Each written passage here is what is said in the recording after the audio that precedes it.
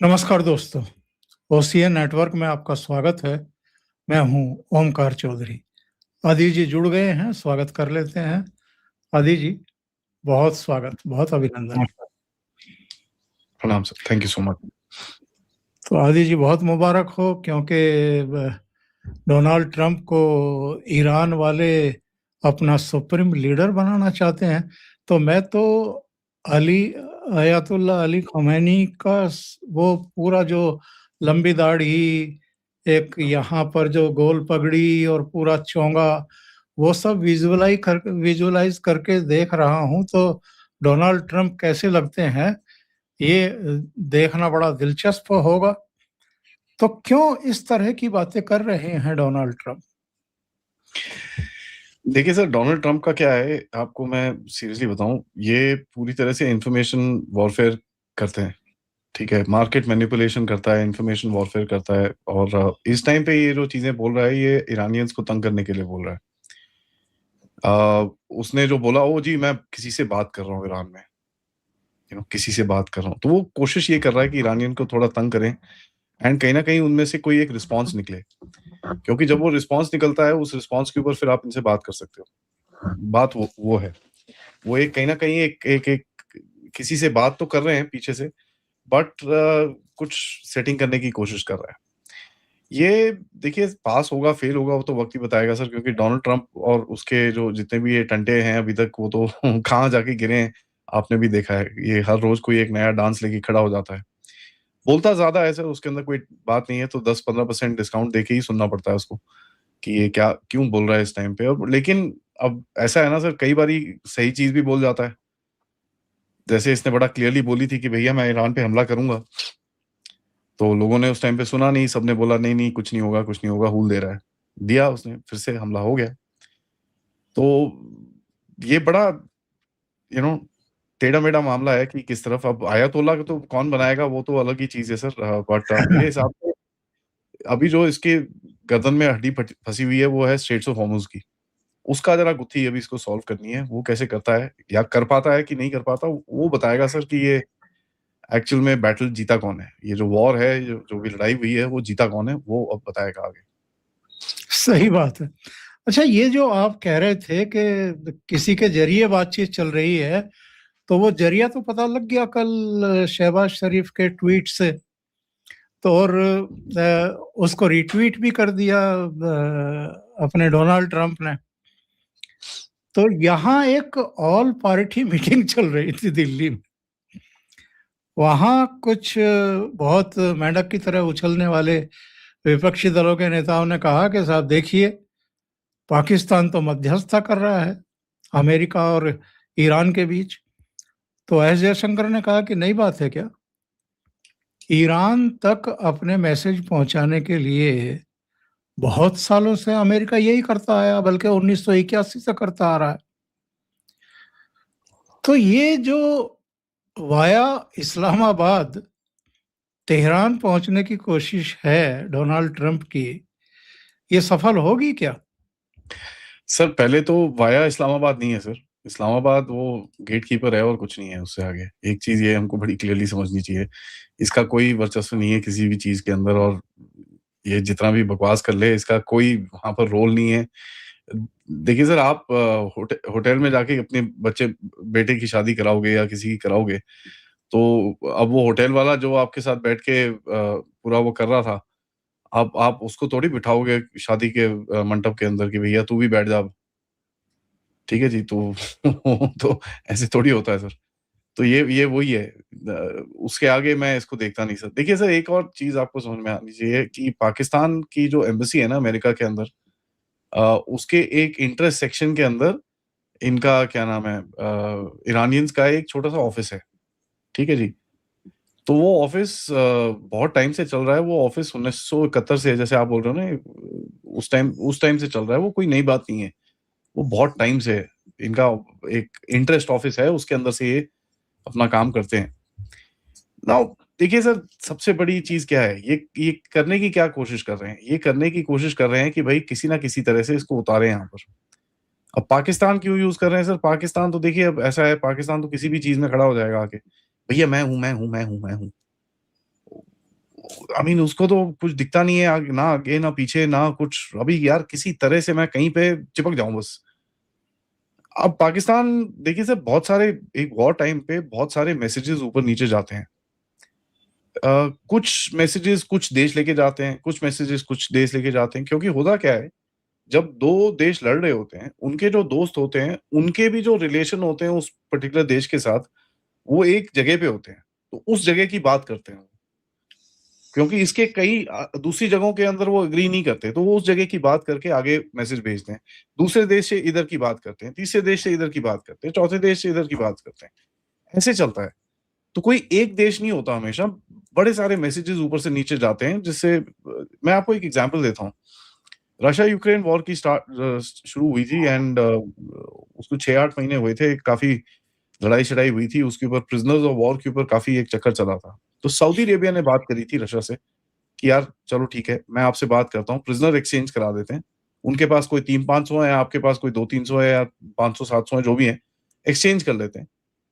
तो फिर वो एक ब्रिज है रशिया यूक्रेन के बीच में, वहाँ पर ये दोनों मिले, दोनों ने अपने प्रिजनर्स एक्सचेंज करे, एंड सऊदी अरेबिया के लोग वहाँ पर थे, उन्होंने फैसिलिटेट करा था। तो ये एक फैसिलिटेशन होती है, जहाँ पर दोनों का एक पर्पस होता है, लेकिन एक दूसरे से किसी तीसरे बंदे से बात करके वो करा लेते हैं। यहाँ पर बेसिकली क्या होता है, एक एक एक मुद्दे पे एग्रीमेंट ऑलरेडी होती है कि यार ये करना है, उनको भी करना है, इनको भी करना है, तो वो बस एक कोई बीच में चाहिए होता है ये करने के लिए। इस तरह की जो वॉर में मीडिएशन होती है सर, ये बहुत ट्रिकी चीज़ होती है, क्योंकि आप इसमें बहुत सारे लेवल्स पे बात कर रहे हो। आप पॉलिटिकल लेवल पे बात कर रहे हो, आप डिप्लोमैटिक लेवल पे बात कर रहे हो, आप इकोनॉमिक लेवल पे बात कर रहे हो, आप ट्रेडिंग लेवल पे बात कर रहे हो, आप मिलिट्री लेवल पे बात कर रहे हो, आप दूसरे इधर-उधर जो प्रॉक्सी ग्रुप्स हैं उसके बारे में बात कर रहे हो। पाकिस्तान को तो लिस्ट में अगर ये चीज़ बोली जाए, वो तो याद भी नहीं कर पाएगा ये चीज़। तो ये तो पॉसिबल ही नहीं है कि पाकिस्तान के पास इतना बैंडविड्थ है कि ये सब चीज़ हैंडल कर सके। तीसरा सबसे इम्पोर्टेंट चीज़ क्या है सर? पाकिस्तान का जो वेट होता है ना सर, एक देश का वेट होता है, जब वो मीडिएशन कराता है, उसका अपना भी एक वेट होता है। दोनों के साथ एक रिलेशन होता है, दोनों साइड के सही है। साथ, और वो काफ़ी भारी होता है। उस भार के ऊपर वो दूसरे से बात करता है।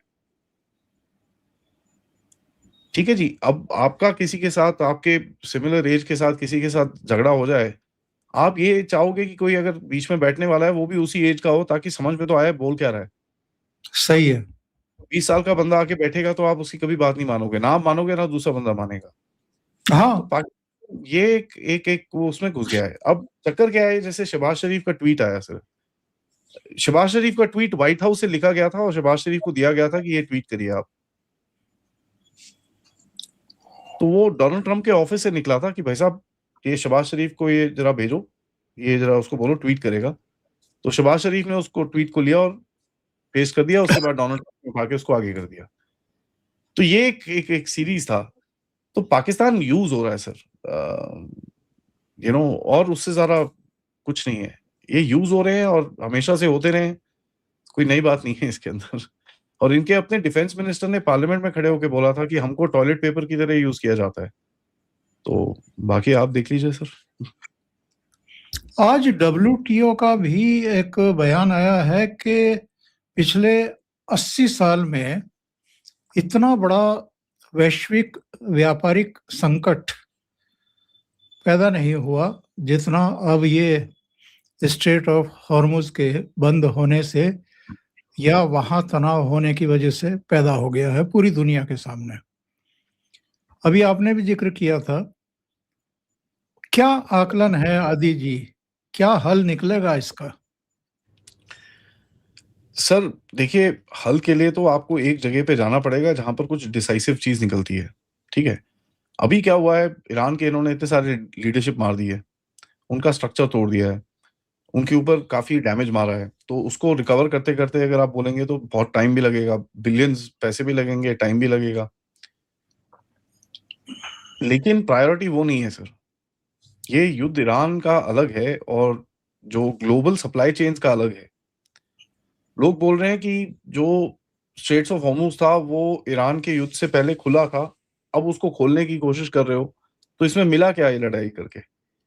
सर मिला ये कि आप देखें, ईरान बहुत वीक हो गया है। और अगर ये लड़ाई कल भी खत्म होती है, इसका मतलब कोवर्ट वॉरफेयर खत्म नहीं होगी सर, वो फिर भी चलेगी। जो पर्पस हैं और जो चीजें हैं, वो जो चाहती है, पूरे रीजन चाहता है कि भैया ये जो थियोक्रेसी है इसको जरा थोड़ा साइड किया जाए, ये होगा कहीं जाके, एक ना एक दिन ये जरूर होगा। आज होता है, कल होता है, 2 साल के बाद होता है, 5 साल के बाद होता है, ये तो टाइम ही बताएगा, but something will happen in this, क्योंकि Iran as a viable country जिसको बोलते हैं ना, जिसके पास एक अपॉर्चुनिटी है, वो काफी वीक हो गया है उसमें। नाउ लेट से पूरे सैंक्शंस हट जाते हैं और ईरान फिर भी एकदम सुपर चार्ज, जंप चार्ज, एकदम से तेल बेचना शुरू करता है। जब ऐसी सिचुएशन होती है तो फिर करप्शन होती है, क्योंकि एकदम से पैसा आता है, फिर करप्शन होती है, फिर वही गल्ला गुल्ला होता है, बिकॉज जो एक कोर होता है ना कंट्री का, वो आपने हिला दिया है सर कहीं ना कहीं। लीडरशिप के हिसाब से ईरान ने अपने आप को बड़े अच्छे से मैनेज करा है, कि उन्होंने अपने आप को तोड़ रखा है लीडरशिप में, कोई फर्क नहीं पड़ता, जितने मर्जी उड़ा लो।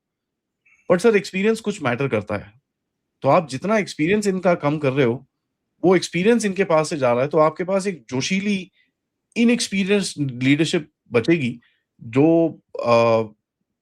थोड़ी और रैश होगी, थोड़ी और गुस्से वाली होगी, क्योंकि एक तो मार खाई है ऊपर से ये होगा कहीं अगर अमेरिका ने जो एक मिलिट्री ऑपरेशन की बात कर रहे हैं और वो सक्सेसफुल हो जाए तो।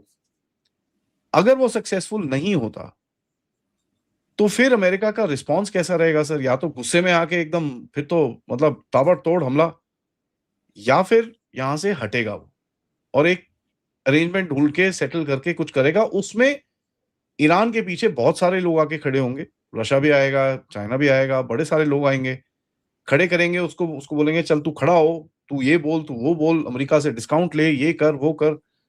अब ये भी सिचुएशन बड़ी खराब है, क्योंकि अमेरिका मानेगा नहीं। ईरान बोलेगा यहां से सारे बेस तू अपने खाली कर दे, अमेरिका कभी नहीं करेगा वो, राइट? तो इस युद्ध का कोई इजी एंडिंग बड़ा मुश्किल है सर। तो अगर ये एक्टिव लड़ाई खत्म भी होती है, ये लड़ाई जो है वो चलती रहेगी। बॉम्ब मारना एक दूसरे को अगर बंद भी हो गया, स्ट्रेट्स ऑफ हॉर्मुज खुल भी गया, सब कुछ हो गया, लेकिन जो एक इनेट एनिमोसिटी रहती है कि भाई इन्होंने आके हमको ये किया था, हम इसका बदला लेंगे, ये एक साइकिल होता है, वो एक बारी बैठ जाए। ऊपर से सोसाइटी के अंदर कितने आ, आ, कितने ब्रेकेजेस आए हैं, कितने स्ट्रक्चरल डैमेज हुआ है उसके अंदर, कितने फैक्शंस हैं जो भटकना चाहते हैं, वो भी होता है। रियलिटी होती है सर, जब इतनी इतनी मार पड़ती है तो कई कई लोग होते हैं, वो बोलते हैं भैया नहीं यार, रहने दे यार, मैं दोस्ती कर लेता हूँ, सारा मेरे को क्यों मार, मैं क्यों मेरे को नहीं मरना। तो वो भी सही है। फैक्शंस होते हैं। तो बहुत डिफिकल्ट है इसको बोलना कि ये इस डायरेक्शन में ही जाएगा। अगर वो एक चीज सक्सेसफुल हो जाती है अमेरिका की, तो अमेरिका का एक क्लियर अपर हैंड होके बाहर निकलेगा। अब वो करता भी है कि नहीं, वो भी एक डिबेट है दूसरी। तो अभी एक बोलते हैं ना, टर्निंग पॉइंट पे पहुंच रहा है ये युद्ध, जहां पर एक कोई बड़ी चीज होगी। देखते हैं क्या होगा। इनके अजीबोगरीब बयान सुबह कुछ आ रहा है, शाम को कुछ आ रहा है, अगले दिन कुछ और आ रहा है। एक बात तो समझ में आती है कि अरबों डॉलर कमाए जा रहे हैं। हफ्ते में 2 दिन ऐसे जरूर होते हैं जब ये अरबों डॉलर कमाने का खेल करते हैं, ये सब जान चुके। लेकिन ये मेरे ख्याल से 15 दिन पहले ही इन्होंने कह दिया था कि हमने उनकी सेना भी खत्म कर दी, नौसेना भी खत्म कर दी, वायुसेना भी खत्म कर दी, उनकी टॉप लीडरशिप भी खत्म कर दी, और उसके बाद फिर 7 देशों से कहा कि अपने युद्धपोत भेज दो। उन सब ने कोई ना कोई बहाना कर दिया कि भाई हम क्यों अपनी गर्दन फंसाएं वहां जाकर के। तो ऐसे में इनका एक ये नया जो बयान आया है कि मुझे और भी बहुत काम करने हैं, युद्ध को जल्दी खत्म करो। कौन युद्ध को जल्दी खत्म कर सकता है? युद्ध देखिए सर, ये शुरू करना तो आसान है, लेकिन खत्म करना इतना आसान थोड़ा जितना वो समझ रहे हैं। बिल्कुल सही बात बोल रहे हैं आप, बट इसके जो स्टेटमेंट्स हैं सर, इसको मैं कभी भी फेस वैल्यू पे नहीं लेता। क्योंकि देखिए, मैं आपको बताऊं कि इसके स्टेटमेंट्स होते हैं मार्केट को देखने के लिए। अब जब उसने वो स्टेटमेंट भी दिया था ना कि भैया वो जी खत्म हो गया, ईरान बात कर रहा है, वो आप देखिए तेल का प्राइस एकदम से नीचे गिर गया। एंड इसने ये स्टेटमेंट ब्रॉडकास्ट करा बिजनेस इंसाइडर के कोई ऐसे इनका वो जो बिजनेस मैगजीन्स हैं उन दोनों को दिया, उसके पास से फाइनेंशियल टाइम्स को आया, तो जितने भी इकोनॉमिक न्यूज़पेपर्स थे सब में सबसे पहले आया। तो मैसेज एक सही जगह पे गया कि भैया ओ नहीं नहीं ठंडे हो जाओ एकदम से ट्रिक, और इनकी S&P 500 मार्केट ऊपर। अब वो 10 15 20 मिनट के अंदर 3-4 ट्रिलियन का ऊपर नीचे गेम हो गया सर, इतना बड़ा जूप ऊपर से नीचे। तो इसका मतलब है कि कहीं ना कहीं कुछ इन्वेस्टर्स हैं बीच में, कई लोग हैं जिन्होंने डोनाल्ड ट्रंप के लिए भी पैसे लगाए होंगे उसकी प्रेसिडेंटशिप बनाने के लिए, वो सब वेट कर रहे हैं कि भाई साहब तरबूज तो कट गया, आप कुछ खिलाओ भी ना यार, क्या कर रहे हो। सो एक वो होता है। दूसरा, जो ऑयल प्राइसेस ऊपर जा रहे थे उसको थोड़ा ठंडा करने के लिए, दुनिया में थोड़ा केओस हो रहा था, घर में थोड़े लोग सवाल पूछ रहे थे, सडनली अगर ऊपर नीचे जाता है और एकदम से मीडिया में जो कॉन्वर्सेशन होती है वो पूरी बदल जाती है। तो इसके ये स्टेटमेंट्स इसके लिए रहते हैं। और आप देखिए जैसे ही ये कुछ स्टेटमेंट देता है, आज भी अभी शाम को उसने बोला है नेटो एकदम बेवकूफ है, बकवास है, भाग जाओ यहाँ से। उसने फिर बोला है कि भाई ईरान को मैं वार्निंग कर रहा हूँ कि तू सीरियसली नहीं ले रहा मेरे को, 48 घंटे बचे हैं, तू सोच ले नहीं तो मैं तेरे को सीधा करूंगा फिर। तो ये भी बोल दिया उसने। अब देखिए थर्सडे हो रहा है सर, ठीक है, वहां पर वेडनेसडे हो रहा है, यहाँ पर थर्सडे शाम हो रही है, उधर पे बेसिकली थर्सडे सुबह सुबह हो रही है, ठीक है जी। तो वो वेडनेसडे का दिन निकल गया, थर्सडे का निकलेगा, थोड़ा सा वो करेगा, मार्केट हिलेंगी, फ्राइडे को एक वो चीज छुतरी छोड़ेगा और मार्केट बंद हो जाएगी। उसके पास उसकी पूरी फ्रीडम है उसके बाद सैटरडे संडे को जो भी उल्टे काम करने की, एंड एक बीच में और छुतरी छोड़ेगा जब मंडे को मार्केट ऐसे ऐसे करेगी, जंप मारेगी, तो उसके लिए भी वो थोड़ी प्लानिंग करके करेगा।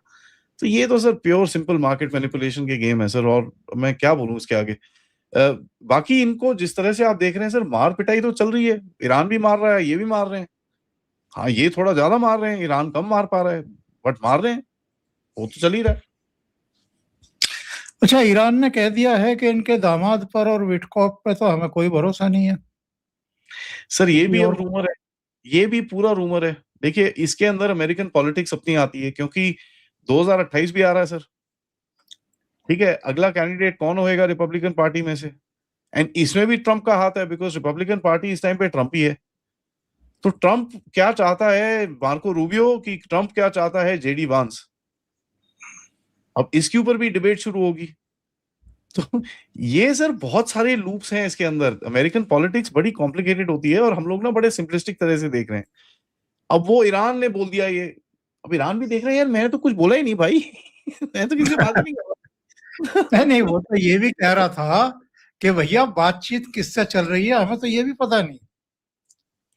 ठीक है, तो ये किसका विश्वास करें इन टैक्टिकल चीजों में, किसका ना करें। मैं सर जब तक कुछ ग्राउंड पे होता नहीं है, एज अ रूल मैंने एक चीज समझी है कि जब तक ग्राउंड पे कुछ दिखता है, व्हेन यू सी स्टफ कि भाई ये ग्राउंड पे अभी बिल्ड हो रहा है या ग्राउंड पे ये हो रहा है, तब उसका विश्वास करो। अदरवाइज नैरेटिव्स हैं, उसको बस एक सेक्शन में डाल के अपने पास रख दो, यार उसने ये बोला था। अब अगर वो ट्रू होता है तो you can coat it and से यार एक बार ही उसने ये बोला था, beyond which, because media sir आप देखिए, मीडिया जो ब्रिटिश कंट्रोल मीडिया है वो तो रोई जा रही है, जो ट्रंप कंट्रोल मीडिया है वो हंसी जा रहे हैं तो आप किसका विश्वास करो आप, I mean they everybody is talking a different language. Iran की तरफ से कुछ बोला जा रहा है, यूएई की तरफ से कुछ बोला जा रहा है, इसराइल की तरफ से कुछ बोला जा रहा है, पाकिस्तान बीच में एक और लटूरा खड़ा हो गया है। तो 3 में ना मैं 13 में। ग्राउंड पे जब तक कुछ नहीं होगा तब तक मैं मानता ही नहीं कि ये हुआ है, लेट इट हैपन। तो ग्राउंड ऑपरेशन के हिसाब से जो मैं बोल रहा हूँ कि कुछ अगर ये एक एक कुछ करते हैं, जो अभी खबरें हैं मरीन वरीन आ रखे हैं इनके, और ये बोल रहे हैं कि भैया हमको कुछ करना है, यहाँ पर टर्निंग पॉइंट होगा सर वो। 5 मांगे हैं ईरान की, ये तेहरान टाइम्स की तरफ से भी है, अधिकारियों की तरफ से भी है, बताया जा रहा है कि नहीं है मैं पक्के तौर पे नहीं कह सकता। नंबर 1, ईरान के खिलाफ हमलों और टारगेटेड किलिंग्स पूरी तरह से रोकी जाए। नंबर 2, भविष्य में दोबारा युद्ध ना होने की ठोस गारंटी मिले। तीसरी, युद्ध में हुए नुकसान का मुआवजा दिया जाए, जिस पर आज बयान आया है डोनाल्ड ट्रंप का कि ये भिखारी हैं।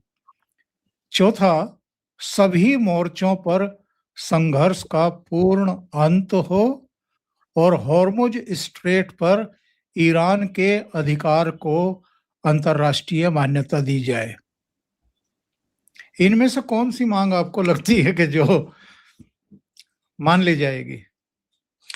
देखिए सर, ऐसा है, जब इस सिचुएशन में आप पहुँचते हैं ना, तो कहीं न कहीं क्या होता है ना, आपकी माँग हमेशा ऊपर ऊपर से स्टार्ट होती है, कि भैया हम तो यहाँ से स्टार्ट करेंगे। भाग जाओ यहाँ से, सब गायब हो जाओ, लपेटी बाँध लो। अब सबको पता है सर, ये चीज़ होनी बड़ी मुश्किल है। ठीक है? ये हो नहीं सकती। तो ठीक है, बोल दो, क्या फ़र्क पड़ता है? और एक मीडिया नैरेटिव भी तो बना के रखना है ना सर, ईरान को अपनी स्ट्रेंथ बना के दिखानी है, क्योंकि ईरान है अंडरडॉग इस टाइम पे। और दूसरा क्या है कि डोनाल्ड ट्रम्प ने जो बेवकूफ़ी, मैं आपको ये बताऊँ, इसने ना दुनिया से जो लड़ाई कर ली, ठीक है? अगर वो ना करके ये सब करता, तो इतनी फालतू में जो झगड़े चल रहे हैं ना चारों तरफ, ये ना होते। अब इसका भी कुछ रीज़न होगा सर, तभी इन लोगों ने करा वो। जो भी है, अब जो भी सिचुएशन है, ये बड़ी फ़नी सी सिचुएशन है और दुनिया में पहले कभी हुई नहीं है ऐसे। एक दूसरे को कोई ट्रस्ट नहीं करता आज। सब लोग बस काम धंधे, हाँ भाई तू मेरे को ये दे, मैं तेरे को ये देता हूँ, खत्म कहानी। उसके आगे कोई ना, भाई मेरे को नहीं घुसना, तेरे को नहीं घुसना। वो सबको पता है कि भैया ये मेरी रेड लाइन है, इसके आगे मैं नहीं जा रहा। एंड ये बड़ा एक डिफरेंट वर्ल्ड आया है, और ये ऐसे ही चलेगा अगर आगे दुनिया, तो बड़ा एक पूरा वर्ल्ड ऑर्डर आपका चेंज होगा। इस युद्ध के बाद वैसे भी होगा सर, क्योंकि इसके बाद ये नेक्स्ट कहाँ जा रहे हैं, उसका भी फैसला होगा। नेक्स्ट क्या है, ये साउथ चाइना सी की तरफ जा रहे हैं, म्यांमार की तरफ जा रहे हैं, किस तरफ जा रहे हैं ये? क्योंकि इन सब रीजन के अंदर इनका इंटरेस्ट है, और जहां जहां पे इंटरेस्ट है, वहां वहां पे आप देखिए आग जलाते हुए जा रहे हैं आगे। जो भी कह लीजिए, पाकिस्तान में आग लगेगी इस युद्ध की वजह से। बांग्लादेश में आग लगेगी, क्योंकि वहां पर हालत खराब हो रखी है, कुछ कुछ है नहीं वहां पर, तेल तूल कुछ नहीं है। म्यांमार, कहां कहां अभी आगे आग चलती है सर। ऑस्ट्रेलिया में तो पेट्रोल पंप बंद होने शुरू हो गए। तो इसका जो भी साइडवेज इंपैक्ट है, वो दुनिया को अभी, हाँ सबको पता है, रियलाइज हो रहा है कि भैया कंडम हो गया है, बट ये अभी तक आया नहीं है। अब उसका ये लोग क्या फायदा उठाते हैं, क्योंकि अमेरिका, देखिए सर, हर जगह नाक घुसाने की इसकी तो आदत है ही। इंडिया पाकिस्तान की लड़ाई हो जाती है, खड़े हो जाते हैं अपनी नाक लेके वहां पर। पाकिस्तान अफगानिस्तान, वो वहां खड़े हो जाते हैं, वहां हर जगह खड़े हो जाते हैं। अब लेकिन अब ये कहना भूल जाएंगे कि मैंने इतने युद्ध रुकवा दिए। नहीं नहीं, वो तो आज सुबह बोला उसने। अच्छा, फिर बोला? हाँ हाँ हाँ हाँ, सर ये ठीक है, ये ऐसी ही है सर, कुछ भी बोलता है ये। ठीक है, एंड कहता और है ये भाई, इरानियन नेगोशिएटर्स आर बेगिंग अस, भीख मांग रहे हैं वो हमसे, यार प्लीज प्लीज ट्रम्प साहब मारो मत हमको। किस चीज का विश्वास करोगे? ईरान भी देख रहा होगा, यार ये क्या हो रहा है भाई। अगर तो वो भीख मांग रहे हैं तो ठीक है, मांग रहे थे यार, तेरे से भाई प्राइवेट में बात कर रहे हैं, भैंस की आंख दुनिया के सामने क्यों रख रहा है? राइट? हाँ, अगर उनकी इतनी हालत खराब है कि भाई ईरान भीख मांग रहा है, ठीक है, ओके, पब्लिक में मत डालना यार, उसकी क्यों अब तुम वो कर रहे हो? बट ऐसे ही है सर, दुनिया आज ऐसी हो रखी है कि एकदम, बोलते हैं ना, अक्ल खराब बावले एकदम। और चलते चलते जरा, ये जो तुलसी गाबार्ड का एक मैसेज आया था, मैसेज क्या था, वो प्रेस कॉन्फ्रेंस थी जिसमें उसने कहा कि 4 देशों से ही अमेरिका को खतरा है, और चौथे देश के रूप में उन्होंने पाकिस्तान का नाम ले दिया। ये बहुत इंपॉर्टेंट है सर, क्योंकि देखिए आप, पाकिस्तान का जो नाम है ना, ये कभी चौकड़ी में आया नहीं है। ठीक है, ये जो Russia, Iran, north Korea, China का जो चौकड़ी है, कभी पाकिस्तान का नाम ऐसे बीच में आया नहीं है। पहले क्या होता था, पाकिस्तान का नाम साइडलाइन पे आता था, अब ये मेन फ्रेम में डाला है। ये एक बड़ी सिग्निफिकेंट सी डेवलपमेंट है, क्योंकि अगर आप देखेंगे कि पाकिस्तान के ऊपर काफी इस टाइम पे प्रेशर भी डाला हुआ है इन लोगों ने, तो या तो कहीं ना कहीं एक प्रेशर टैक्टिक हो सकती है कि भाई इसको जरा दबोचो यार, ओए दो यार एक आधा स्टेटमेंट दो, ये सारा रोएगा, फिर जब आएगा रोने के लिए तब पकड़ेंगे इसको, क्योंकि अभी जरा फटक रहा है। हो सकता है पाकिस्तान ने डबल क्रॉस भी किया हो अमेरिका को, कि भाई चाइना के हथियार ईरान में भेज रहा है और यहाँ पर अमेरिका के साथ भी काम कर रहा है। डबल क्रॉस की उसकी भी आदत है, तो वहां पर एक झटका मारा है। अमेरिका खुश नहीं है जिस तरह से वो अफगानिस्तान के साथ अभी वो जो वॉर चल रही है इसकी, वो उसका तो काफी लोगों ने वहां पर नाखुशी भी प्रकट करी है कि यार ये मत करो, तुम बीच में क्या घुस रहे हो। तो कुछ भी हो सकता है, लेकिन एक चीज तो है, पाकिस्तान के ऊपर प्रेशर भारी है।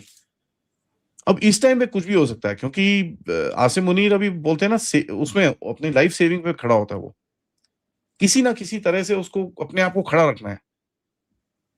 कहीं गलती से कुछ गलती हुई है, वो गिरा तो प्रॉब्लम, तो वो उसको बस अभी अपने आप को खड़ा करना है, तो वो कुछ भी करेगा इस टाइम पे खड़ा रखने को, और रहेगा सर, कोई डाउट नहीं है। क्योंकि इस टाइम पे ईरान के लिए पाकिस्तान की जरूरत है, अमेरिका को एयर स्पेस की जरूरत है, और दूसरी चीजों की जरूरत है, जिहादियों की जरूरत है, आईएसआई की जरूरत है, और ये सब बैरागिरी करने की जरूरत है, तो इसमें काम आएगा पाकिस्तान से। पर इस बयान का मतलब ये भी तो है आदि जी कि वो गुपचुप तरीके से कुछ ऐसा बना रहा है, इतनी लंबी दूरी की मिसाइल बना रहा है जो अमेरिका में भी जाकर गिर सकती है। तो ये क्या भारत के लिए भी कोई चिंता का विषय है? हमारे हमारे पे तो पहले भी मार रहा था सर रॉकटे, ठीक है। देखिए सर, चिंता का विषय तो है, उसके अंदर कोई डाउट नहीं है, लेकिन नंबर्स कितने हैं सर पाकिस्तान के पास, ठीक है। नंबर्स कितने हैं इनके पास? बिल्कुल भी कुछ नहीं है। कोई 200-300 तो टोटल मिसाइलें हैं इनके पास, डिसेंट रेंज जो है इनकी। बाकी इनके पास भी वो दिखे बड़े बड़े वो वहां से दिखा देते हैं, बट नंबर्स नहीं है इनके पास। जिस क्वांटम में आज वॉर में फायरिंग होती है, वो तो चांस नहीं है सर। 1-2 दिन मैक्सिमम, 1-1.5 दिन का है इनके पास, ज्यादा से ज्यादा कुछ नहीं है। तो यार they can keep saying sir, ये बड़ी बड़ी बातें होती हैं कि भाई हम बना रहे हैं, हम ये कर देंगे, हम वो कर देंगे। और पाकिस्तानी भी तो है ना सर, थोड़े बड़बोले हैं। कहीं ना कहीं हाँ, किसी हाँ। ना किसी ने तो जाके बोल दिया होगा कुछ, उसने बोला अच्छा, उसने रिपोर्ट में डाल दिया, रिपोर्ट में डाल दिया तो फंस गए आके। वो भी हो सकता है, बिकॉज इनके पास कैपेबिलिटी तो है नहीं अपनी बनाने के लिए, ये सब चाइना चूना से लेके आते हैं इधर उधर से। तो या अगर चाइना ने इनको कुछ दी है, अब चाइना क्यों देगा पाकिस्तान को 12,000 किलोमीटर की मिसाइल? ये भी एक एक सवाल है। तो ये बड़ा फनी सी सिचुएशन है। पाकिस्तान बीच में अपना बोलते हैं ना, ना इधर का ना उधर का, आके बस बीच में फंस गया वो। बिल्कुल सही है आदि जी, बहुत बहुत धन्यवाद इतना समय निकालने के लिए थैंक यू सर। और बहुत महत्वपूर्ण मुद्दों पर चर्चा करने के लिए। Thank you so much. Thank you sir. नमस्कार। नमस्कार।